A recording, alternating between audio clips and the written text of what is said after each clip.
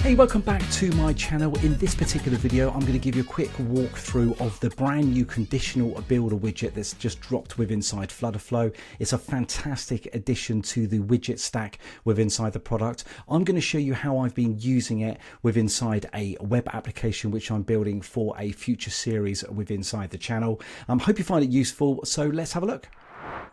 So on screen at the moment is a responsive website that I'm currently building for an upcoming series on my channel. I thought this is a great opportunity to demonstrate the conditional widget in action and how I'm using it. So on the left hand side here, you can see I've got a number of different sections here: project, analytics, schedule. I'm currently on the home at the moment. It's simply, if I just choose project here, you can see that the component on the right hand side is swapping. So this particular kind of widget really makes it easy for you to be able to build these web applications, and you can then interact with the conditional widget, and you can remove and show different components within inside the UI itself. So let's take you back to Flutterflow now, and I'll show you how I've got all that set up.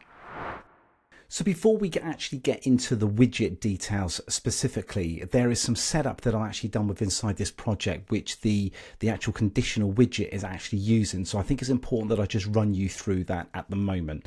So on the left hand side, you can see here that I've got a custom data type that I've actually created. I've got one called navigation and one called screen. And the idea of the custom data type is to be able to set myself up with like a custom object, which I can keep track of, and whether something is actually selected and visible with inside the actual UI itself. So navigation is quite simple. It has a Boolean indicator which just says is visible, and this is purely just for the actual navigation bar on the left hand side, whether that's actually in view or not. So that's not really important for the conditional widget. The screens is though. Okay, so if I go into actual screens itself, you can see here I've got a list, a field name called screens, which is a list of screen, which I've got here on the left hand side. So if you just select that, you can see that I've got two fields in here, one called key and one called selective.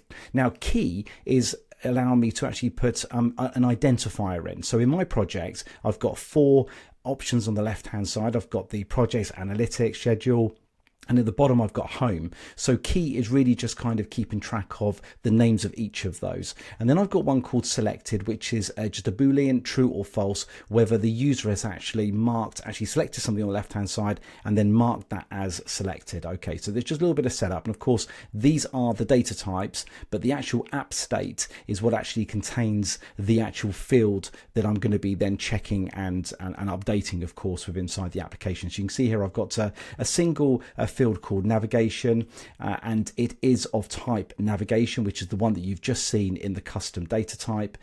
It's not persisting, so it doesn't need to be. Of course, we're not trying to store this anywhere. And then on the right hand side here, you can see I've got some default values.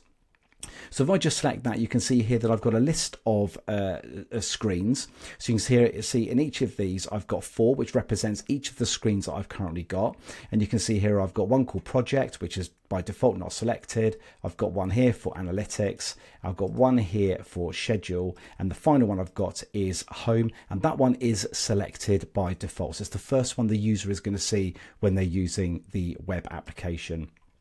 This particular value down here is not being used. So that's pretty well much everything that's kind of needed here in terms of setting up our application state.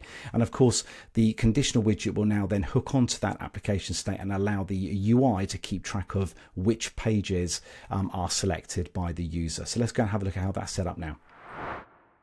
So just before we get into the nuts and bolts of the Conditional Builder widget, let me guide you through how this current project is set up.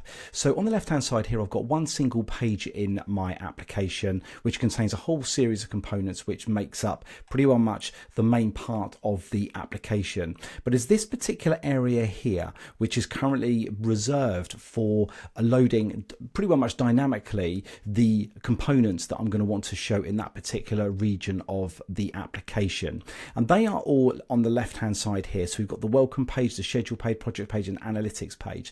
And as that, they are the four that map to each of the pages that are selectable here on the left hand side. And they're quite simple components, of course. You just go in there, you can see that this is the analytics, projects, and schedule. And then you've got the welcome page, which has got a little bit more into it as well. So it gives you a pretty good idea that it's a very, very simple structure in terms of all of the actual components. But going back to the admin home, you can see that what I've got here on the, if I just go and just move down here on the tree here, you can see now we've got this particular area here. So as I move down in the page column, so this is the page column here on the right hand side, I've got a stack which contains the header, which you can just see highlighted now on the screen, and we've got the header search, which you can't kind of see, but in fact the header search you can see, but the header container is just behind actually. But they're the two at the top here, and then next up we've got this new widget called Conditional Builder.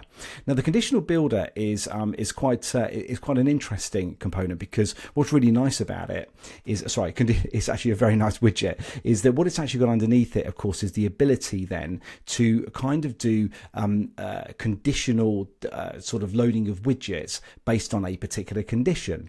So if I select the Conditional Builder, you can see on the right hand side here I've got a number of different sort of if, else kind of conditions here, and what we kind of got here, we've got these areas here that you've kind of got these little pens against, and what you can do is you can actually select each of those. You can see that once I actually select the pen, I'm now viewing it here. So this is the one that I'm actually displaying. I can just build this up and put as many kinds of widgets in there as I like, but I've put components in here, okay? But if you were using this yourself, you might decide just use a Conditional Builder to kind of show and hide particular widgets within inside the UI.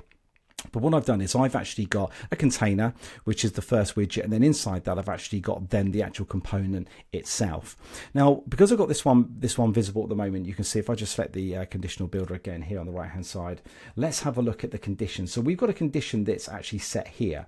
Now, if this condition matches what we would like, then within inside the UI, then this particular sort of block, this particular container will actually then get displayed. Okay, and likewise, of course, if this one doesn't match here as a condition, then the else if comes into play. If this one matches, then this particular container, and so forth, until it gets down to the bottom here where there's just simply an else.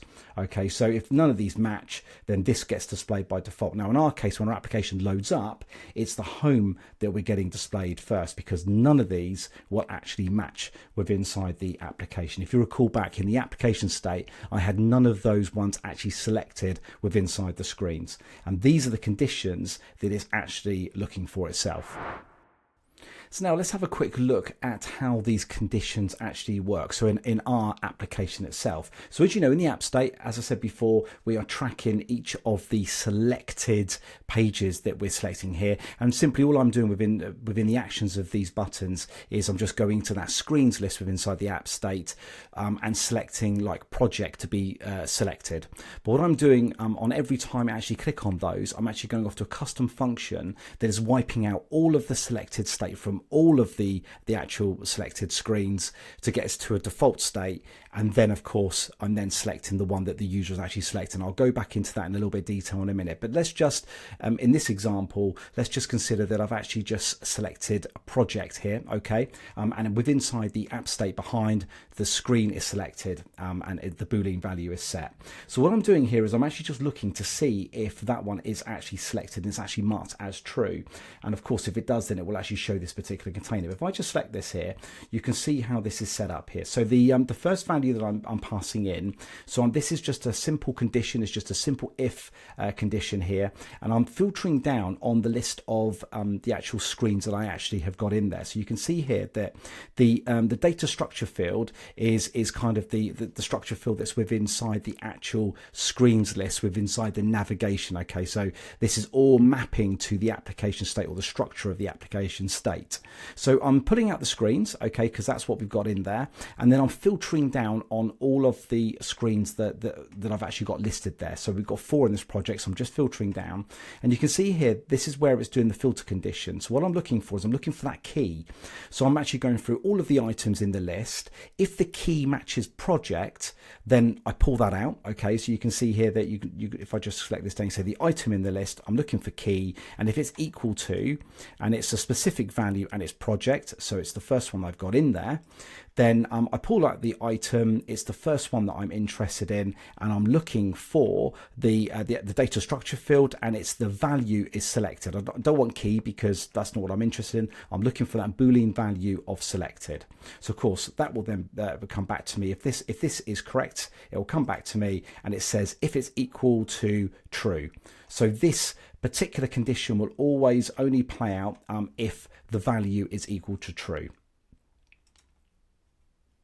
And of course, when that will happen, when it does come back as true, then this one will be then displayed. Okay, but I'm making sure with inside my project there's only one that is ever true. Okay, so like I said, a little bit of thought process needs to go in kind of how you're filtering down on lists and all that kind of stuff. It's kind of quite a an advanced feature of Flutterflow when you start working on these if conditions, because they can get quite deeply nested and complex. But hopefully it gives you a good idea here on how all of this is kind of structured. I'm just really just filtering through the list, looking for one that matches projects, and if it's true, then of course this particular one will get displayed. And of course, if it's not true, then we'll move on to the next one. It will carry on looking through that list. Does it find the analytics one as true? And if it does, of course, then it will show the analytics sort of component within inside the UI. And of course, if none of these conditions meet, as I said before, then the home container will get displayed. So that's how the conditional builder works. And I'm using this in quite a complex way, but if you were using just simple app state and you wanted to track an app state variable, then make it very, very straightforward for you to just check for a number of app state conditions, and then you can obviously show widgets however you need to in your own project.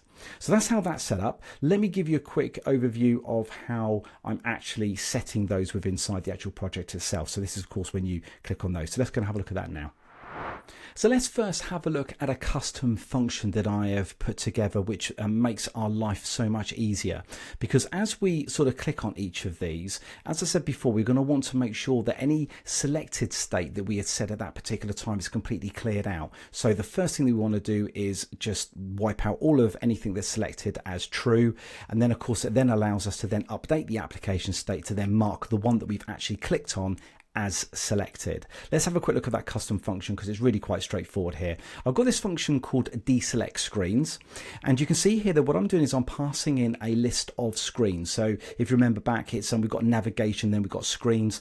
I'm passing the screens actually into this particular custom function, and so it's there as an input parameter called screens. And you can see here that all it's really doing is just looping through all of those screens, and then it's setting them to false. So it's just going straight through, marking them as false, and then it's returning back this new updated list back to me, which of course what I will then do at that particular stage with inside the action is save that back to the application state. Okay, so that's just to let you know, that's the very, very simple custom function. It just makes it super easy for us to quickly go through that list and get those marked as false.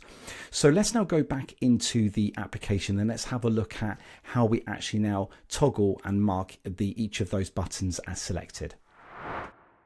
So here we are then back inside the widget tree. On the left hand side, you can see here I've got the areas that I'm going to sort of demonstrate now, and these are represented here on the left hand side. So we've got a mouse region, and all the mouse region is doing is just animating the text that sort of sits underneath and the icon. So these kind of get animated, they kind of just move slightly in from the left hand side as I move my mouse in. As I move my mouse out, then it just simply reverses the animation.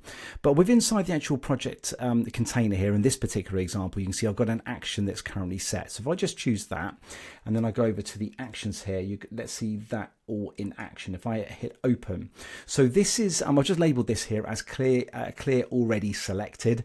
So what this is really doing, as I said, it's calling that custom function which clears it all. So just on the right hand side here, you can see that I'm actually passing in, I'm updating the app state. So here's the navigation, and I'm passing into the navigation the screens, okay, that is from the application state. It's passed into the deselect screens custom function, which is what you've just seen. And of course it sets the value because of course whatever it returns is going to reset it back to the application state. So that's just a very, very convenient way in all of those functions on my menu to just quickly mark everything as false.